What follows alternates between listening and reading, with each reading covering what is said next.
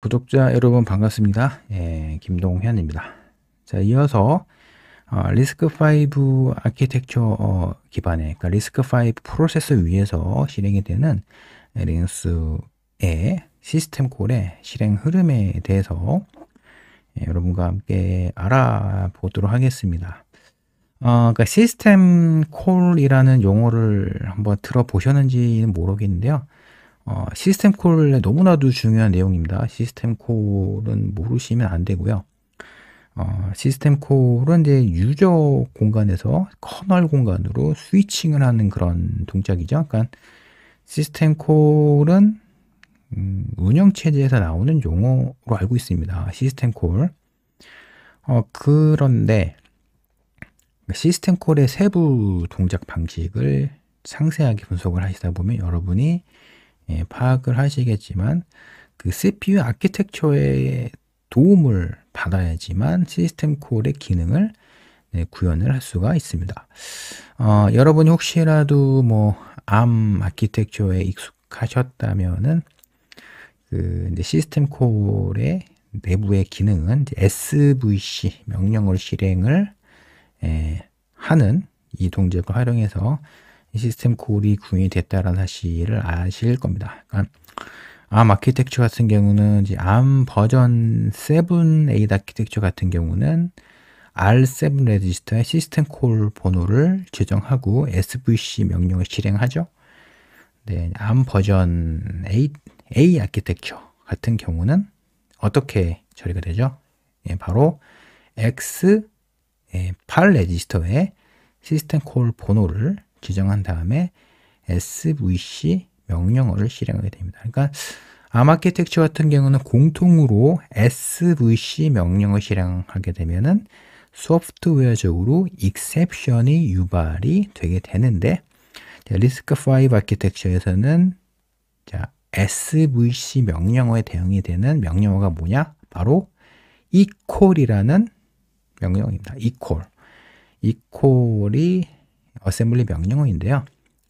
environment call이라고 합니다. environment call의 약자가 equal이라고 합니다. 그래서 여러분들이 혹시라도 나는 리스크5에 대해서 기본적으로 알고 있다라고 생각하셔서 혹시라도 이제 기술 면접을 보시는 상황이다라고 하시면 equal이라는 명령어는 반드시 아셔야 됩니다. 네.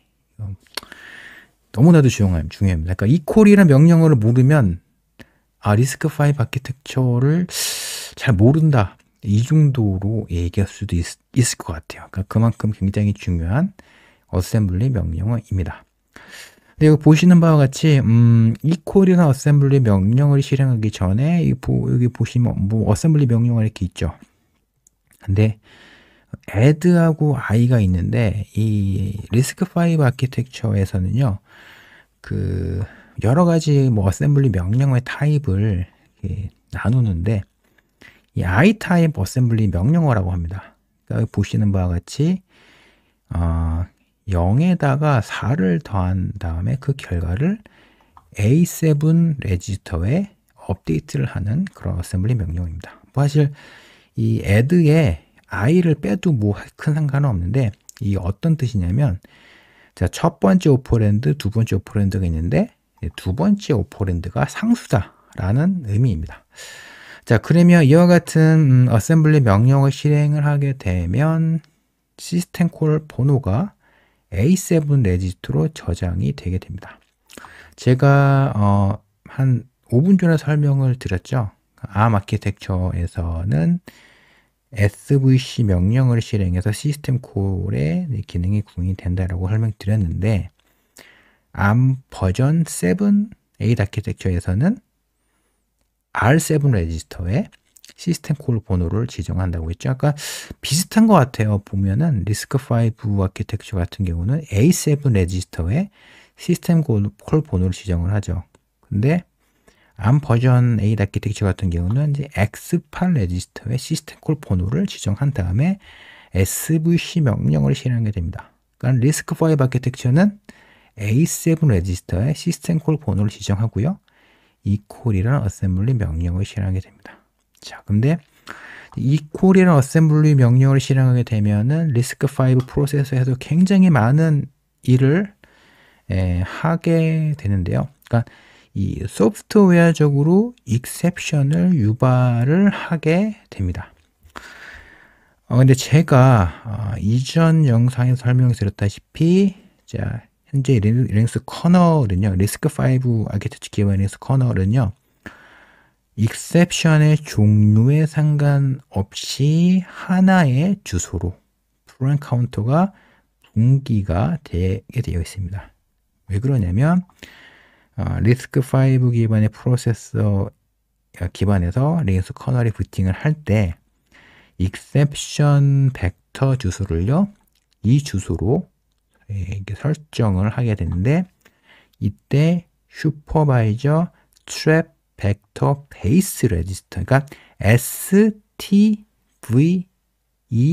레지스터에 이 핸들 익셉션이라는 레이블의 주소를 설정을 하는데, 이때 RISC-V 아키텍처에서 제공하고 있는 익셉션 그 벡터 주소로 분기하는 두 가지 모드가 있어요. 그러니까 첫 번째 모드는 익셉션의 종류와 상관없이 한 개의 주소로 점프하는 그런 모드, 다이렉트 모드라 그러죠.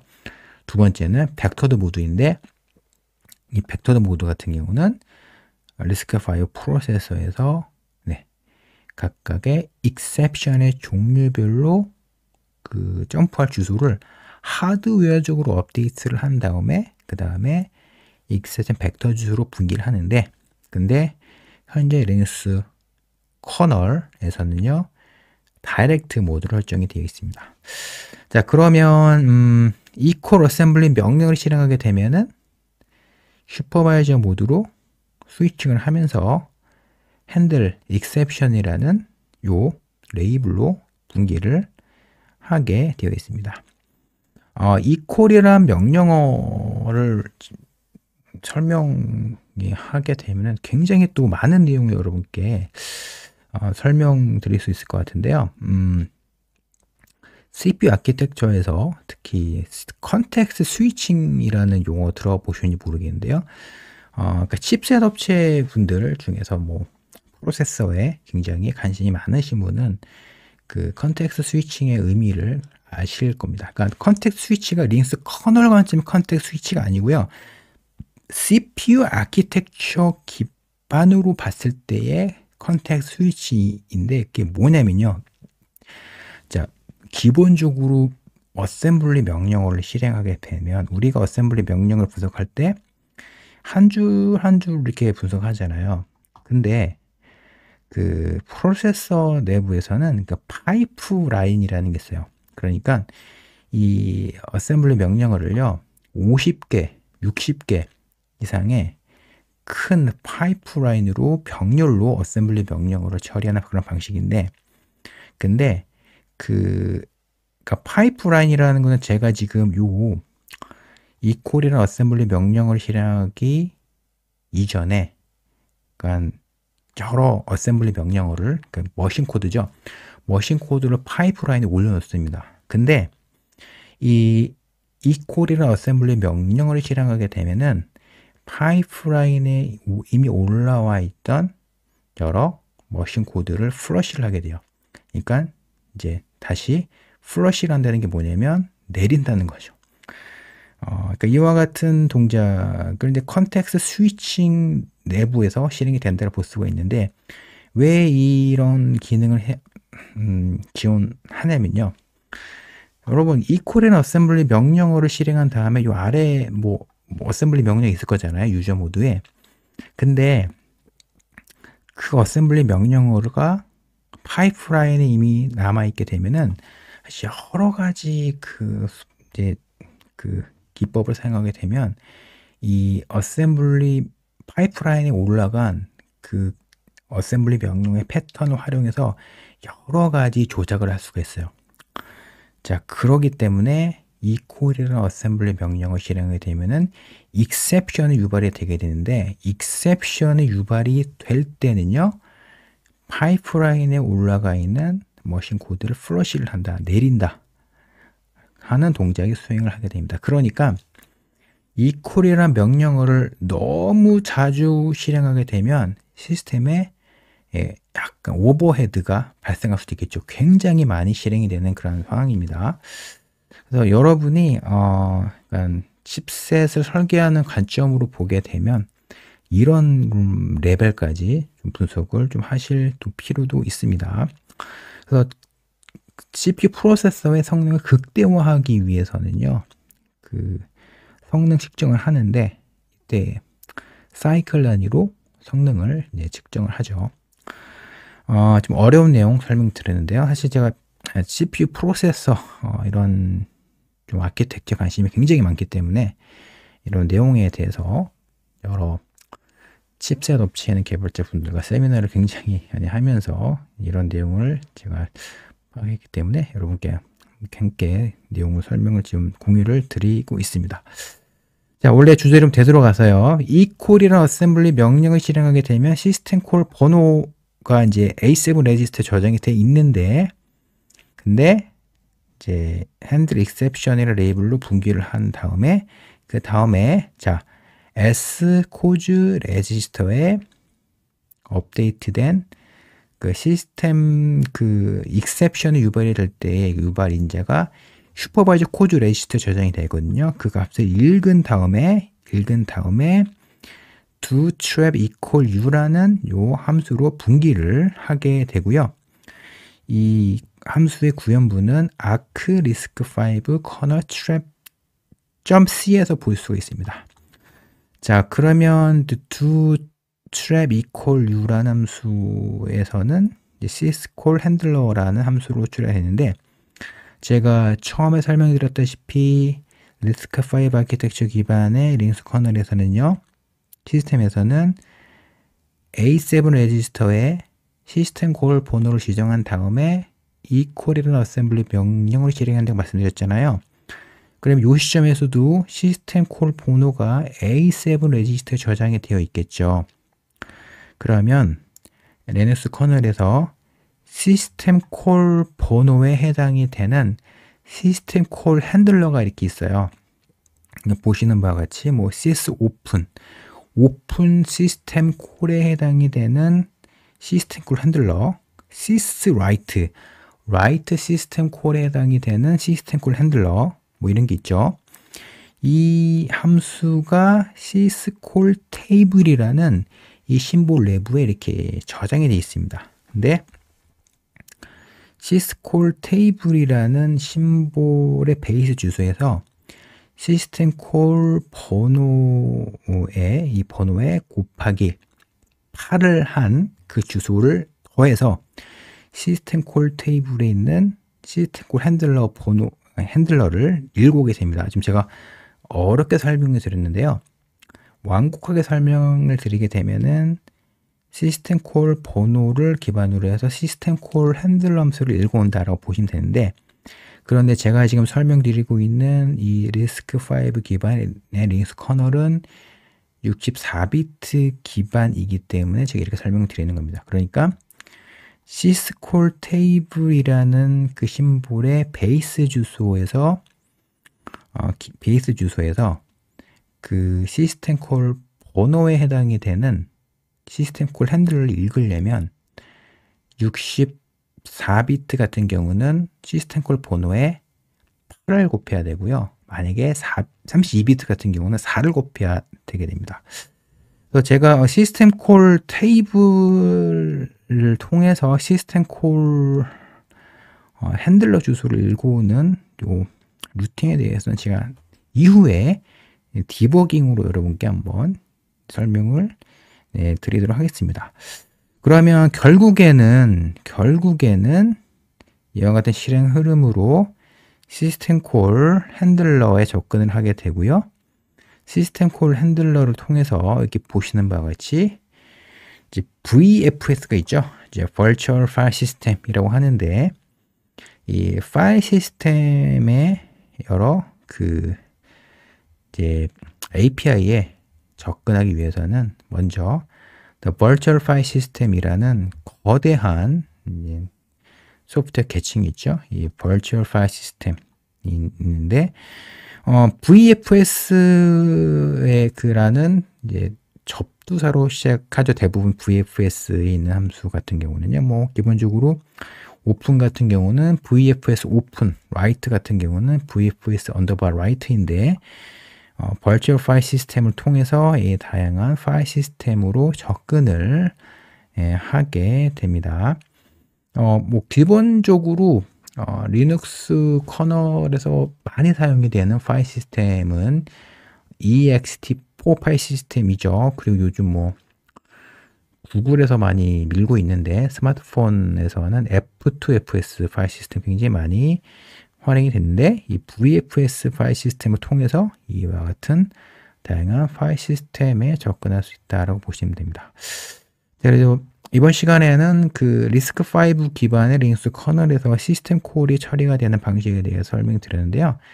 마지막으로 제가 설명드리는 내용을 여러분들이 왜 알아야 되는지 말씀드리면서 마무리하도록 하겠습니다. 시스템 콜의 이런 동작을 파악을 해야 되는 이유는 너무나도 많은데요. 이 첫 번째 이유는요. 사실 여러분이 이제 프로젝트를 진행을 하시다 보면은 기본 기능이 다 구현이 되잖아요. 기본 뭐 드라이버를 다 구현을 하고 기본적으로 여러 소프트웨어가 정상적으로 기본 동작을 하게 되면 그 다음에 하시는 업무가 뭐냐면 이제 성능을 퍼포먼스를 키우는 그런 업무를 하시게 될 겁니다. 그러면은 뭐 어떤 특정 조건에서 소리가 깨져요. 화면이 느려진 그런 상황 혹은 애플리케이션이 굉장히 실행이 늦어지는 그런 여러 성능 이슈를 만날 수가 있는데 근데 이런 성능 이슈를 디버깅 하시는 과정에서 이 시스템 콜이 얼마나 자주 발생하고 그리고 시스템 콜 번호가 몇 번으로 처리가 되고 하는 이런 동작 있죠. 이와 같은 동작을 분석을 하시게 되면은 이 성능 이슈를 해결하시는데 큰 도움이 될 수 있고요. 그리고 두 번째로는 사실 디바이스 드라이버에서 여러분 뭐 캐릭터 디바이스 드라이버 많이 개발하시잖아요. 근데 캐릭터 디바이스 드라이버 어떤 디바이스 드라이버이든 간에 여러분들은 세 가지 컴포넌트를 아셔야 됩니다. 첫 번째는 할 레이어라 그러죠. 하드웨어 어댑테이션 레이어라고 그러는데 할 레이어의 코드는 리눅스 시스템 프로그래밍으로 구현이 되어 있잖아요. 그리고 두 번째, 이게 뭐 더 중요한 건데 두 번째는 디바이스 트리죠. 디바이스 트리 너무나도 중요합니다. 디바이스 트리는요. 이퀄 명령어보다 더 중요한 것 같아요. 디바이스 트리를 나는 아직 수정해 본 적이 없다. 위험합니다. 그러니까 신입 개발자 같은 경우는 뭐 디바이스 트리를 나는 한 번도 만져본 적이 없습니다. 아마 이해할 겁니다. 왜 그러냐면 실전 프로젝트를 진행을 하시게 되면 디바이스 트리를 수정을 하실 가능성이 높은데 근데 경력 개발자 면접 보시는데 저는 디바이스 트리를 한 번도 수정한 적이 없습니다 하시게 되면은 좀 의아하실 가능성이 높습니다. 왜 그러냐면 디바이스 트리는 기본적으로 디바이스 드라이버를 개발하실 때 제가 생각하기엔 개인적인 생각인데 거의 95% 이상 디바이스 트리를 수정하시거나 디바이스 트리를 많이 보십니다.